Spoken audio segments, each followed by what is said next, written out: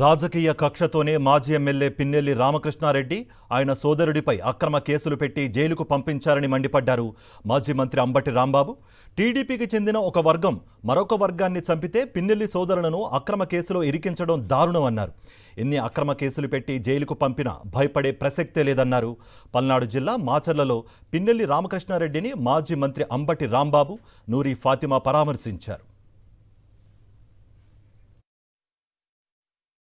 195 రోజులు పెట్టినా మేము భయపడే పరిస్థితుల్లో లేవు, మొద్దుబారిపోయాం.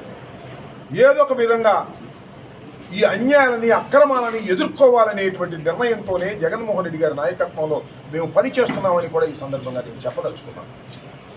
పోలీసులు అసలు ఆర్డర్ ఉందా ఈ రాష్ట్రంలో? పోలీసులు ఏం చేస్తున్నారు? చంద్రబాబు మూడిగం చేస్తున్నారా అని అడుగుతా ఉన్నాను.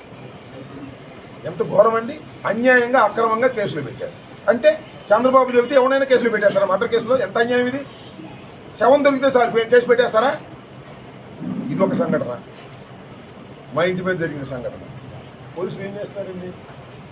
7 గంటల 20 నిమిషాల పాటు నా ఇంటి మీద దాడి జరిగి నన్ను చంపడానికి ప్రయత్నం చేస్తే సినిమా చూసినట్టు చూశారు పోలీసులు, ఎస్పీలు అందరూ కూడా.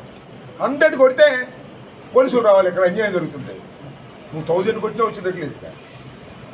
ఏమిటి అన్యాయం అంటే? పోలీసులు, మరి ముఖ్యంగా ఐపీఎస్ ఆఫీసర్లు కొంతమంది, అందరినీ నేను అనడంలా, చంద్రబాబు బాధ్యతలు అయిపోయితే నాకు అర్థం కాలేదు.